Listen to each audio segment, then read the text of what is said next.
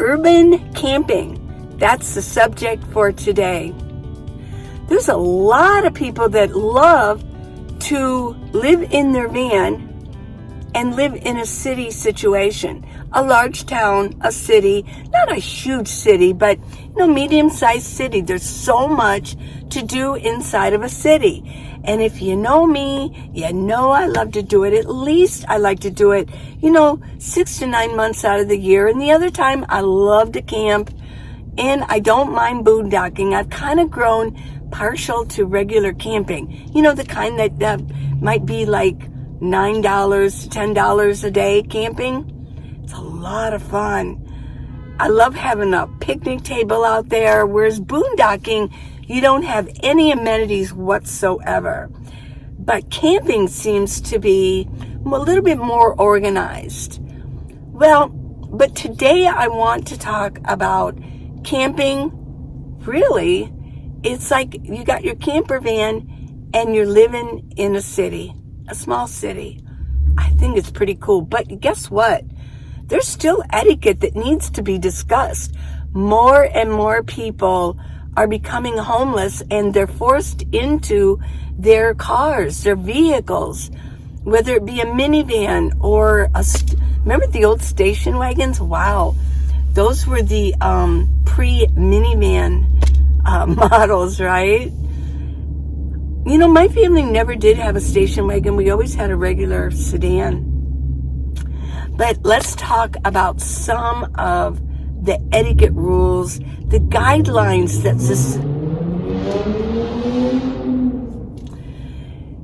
Well, I'm parked in covered parking in a mall. So I wanted to get covered. I was at the park earlier today, did my exercising, got to do my walking, do my stretching, do my weights, and I got all that done. And I thought, I'm going to go hang out at the mall. They're really adverse for me to do filming in the mall. So I'm kind of shy about that right now. It's a lot of security out. But so I really didn't get you good footage. But I wanted to talk about this. I thought I'd do it right here in my studio. This is my studio. If you're new here, I live here. A lot of YouTubers have dedicated studios that like an extra bedroom, all kinds of, there are so many different kinds of YouTubers, and I watch quite a few of them. Some are psychology, some are inspirational, some are just goofy, but they do it in a bedroom. They have a studio with lighting. Well, I've kind of worked out my lighting here a little bit. Let's see if this can, I don't know if that helps at all. Let me try this lighting. Maybe a little bit. Okay, so I'm at the mall. Paul and I went into the mall and had a really nice dinner. Had some, what was it? Bourbon, like a teriyaki bourbon chicken. Oh, it was so good. In the food court. It's a really popular mall here. It's very active. It's an alive mall. You see and you hear about these malls. They're kind of dying. Not that many people go anymore. There's like older people or people in the community that kind of go there to do their walking in the morning so they don't have to be out in the elements. Well, this mall is a little bit different. It's bopping. It's got a buzz going on in this mall. So it's a lot of fun. We like to come here. Okay, so guidelines for living in a city. I call it urban nestling. You're sort of nestling in the community and you do it with your stealthy rig. So, but there are other rigs that will hang out in cities too. So I'll get to that in a minute. One of the first rules that is a good guideline, if you're going to park in a business parking lot, you need to call ahead and find out if they allow it, whether it be a Walmart, Cabela's, Cracker Barrel, Home Depot, Lowe's. It's actually kind of growing. How about like the truck stops that are outside the city? I mean, Tucson has a few truck stops on either end on outside of the city. Well, it's always a good idea to call ahead and see what their policy is. Can you stay there for the night? One of my favorite places to stay is when I'm in a city, if they have one, is Cracker Barrel. I was told that they are going to stop all overnight parking in their parking lots. But I haven't seen that happen yet. I heard it was a nationwide policy. I don't think that they're starting to enforce it yet. So that's really my happy place to go. What it's nice about Cracker Barrel is they have parking, and they have long, and it sort of goes diagonal, and they're long parking spaces for people with like fifth wheels, trailers. So that makes it really nice for them. What doesn't make it nice is when they, somebody with a trailer or a Class A, what they do is, and then you have cars for places for minivans, cars, they'll take it and they'll pull in and they take like 9 spaces. Please don't ever do that. If you have a fifth wheel or a trailer or a Class A, something really long, don't do that, please. It really makes it hard for us who want to stay there that aren't dragging along a huge home. If you want to get one of those diagonal spaces, just get there early. Just get there early. At the Cracker Barrel near Tucson, there's places along the road around Cracker Barrel that they can stay in. A lot of times we'll see semis parked there. So that's rule number 1, is call ahead. And if you do have a larger rig and you can stay there, please don't take up spaces that aren't meant for your size.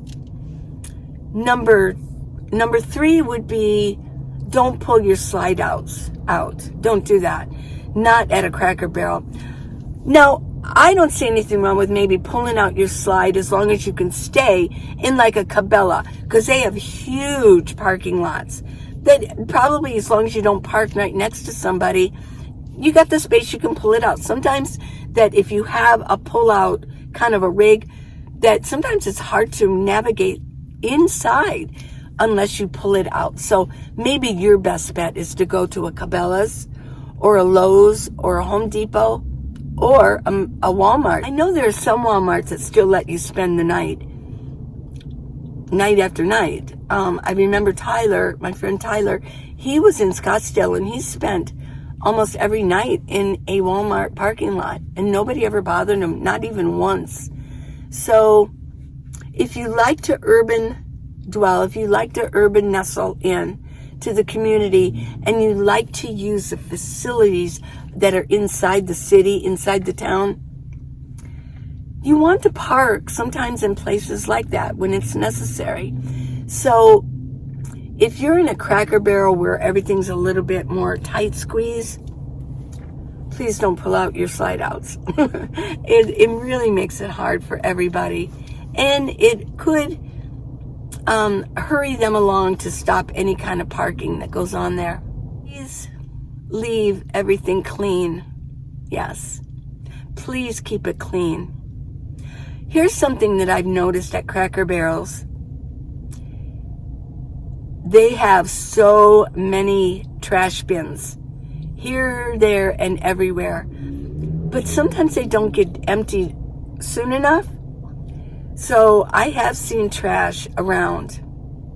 I've seen a lot of dog poop. I've seen vomit. I've seen cups laying around. I've seen paper towels floating down the parking lot.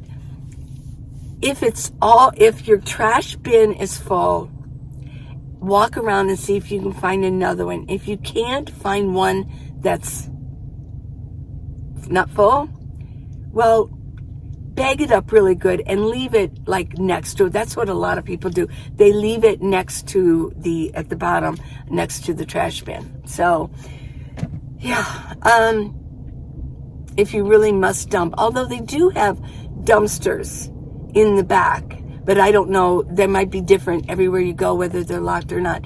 But keep everything clean. And if you're walking your dog around, and a lot of people travel with their dogs. Well, we have Abby, Paul and I have Abby, and we always, it's attached to her leash. We have the little baggies, and we just pull out the baggie and then go find a trash bin and get rid of it. It's courtesy. Don't think the dog poop is just gonna it's organic matter. No, it's not. It'll take forever for that to decay because dog food has preservatives in it. It's like human poop. I mean, basically. So I won't go into that because I talked about that on my previous video. So no need to hit the points twice. Okay, another real issue is patronizing the business that you're staying at. Paul and I always go into Cracker Barrel. Oh my gosh. In fact, we more tend to get to know the waitresses a little bit. We always ask their names. We ask how they're doing, things like that. They're so friendly. And of course, doing that, you're going to get good service, usually. So I say patronize them. Go in, and even if it's just have coffee, go in and have coffee. Now, like if you're going to park at a Cabela's, I mean, it can get expensive in there, but maybe go in every once in a while and buy something. I mean, if you're going to go in there and you're going to patronize them and you're going to buy maybe something really big, because it can get expensive. I mean, in reality, you could have bought 3 days worth of camping, right? So if you're going to stay maybe for the week, you just want a safe place. You're going to stay in that city for a week. You've got pullouts. You're going to pull your pullouts. Maybe going in and buying something expensive would be appropriate.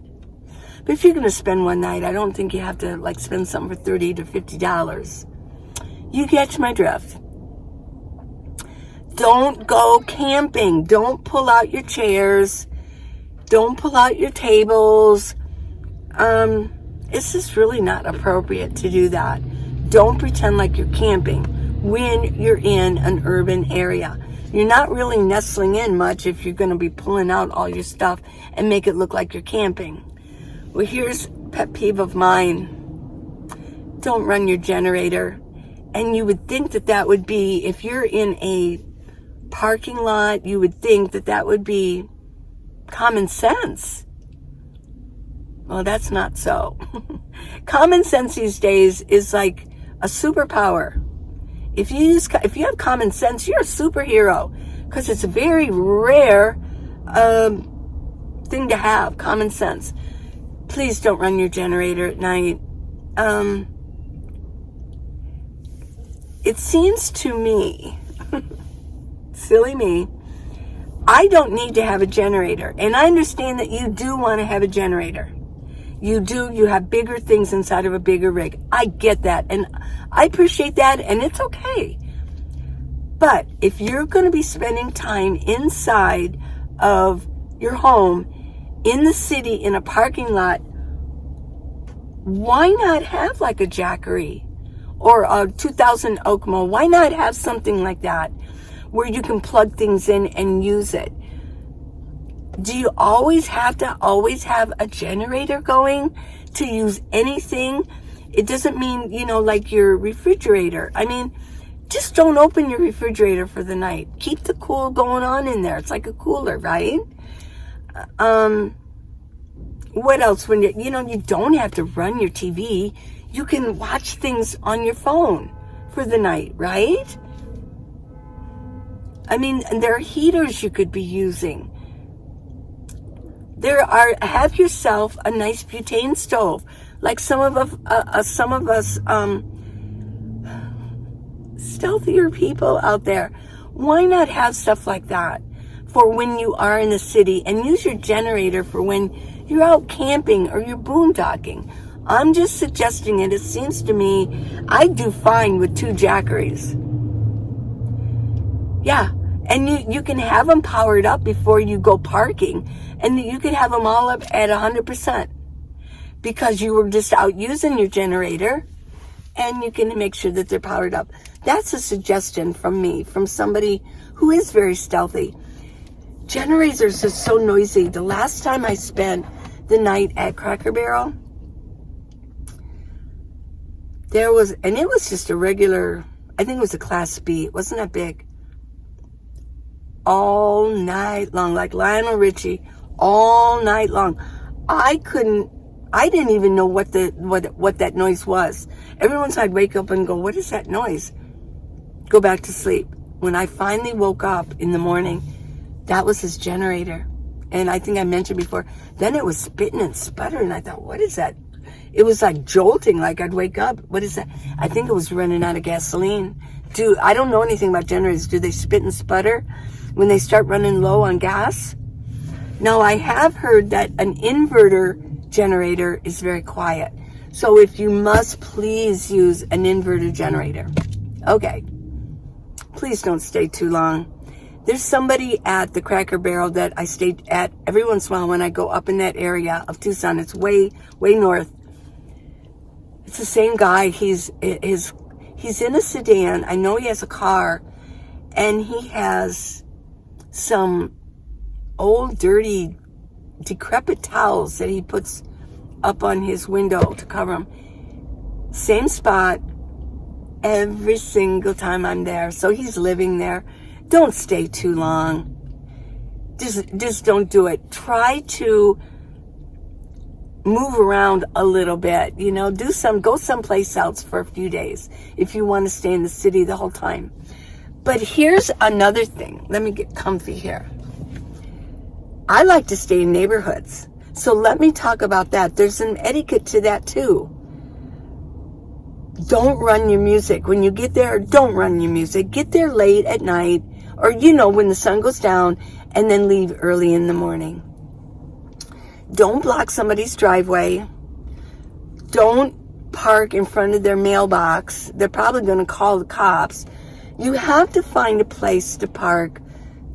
In Tucson, we have a lot of stone walls. I always find a nice stone wall. And that way, it just looks like people might not, I'm sure they might see me, but they can't really tell who I'm there to visit to. And I'm not just sticking out like a sore thumb. So, don't overstay. Don't stay there night after night after night after night. Although I have done that. But eventually, you get a little knock on your window. You don't have to, as long as there's no parking sign, you don't have to answer your door unless it's a policeman. And just so you know the rules. And if you do get a little bit of a knock, like, you know that that's not the cops. Because the cops are like that. Oh, yeah. But if you get like that, that means it's a nervous neighbor. You don't have to answer it. You really don't. You don't have to explain yourself unless you're blocking their driveway or something like that. Because as long as there's not a parking sign that says no parking, you can park there. It's not against the law to park in Arizona, in a neighborhood. Homeowners do not own the street in front of them. So, find yourself a nice place, a few places in a neighborhood that you can go park as long as you're stealthy. You don't want to be pulling in your Class A or your big fifth wheel. No. But if you are like me and you're in a minivan or a van, something like that, yeah, you can park. I did have somebody tell me recently that I was talking about in California when I was there, and they said, oh, you can't park on the street in California anymore. I talked to other people in California. Of course you can. They can't. There's homeless people everywhere in California. And pretty much in California, you can do whatever you want to do, it appears. No, they're not going to bother you in California. So, well, those are my tips for being an urban dweller, for urban nestling. And I hope you enjoyed this.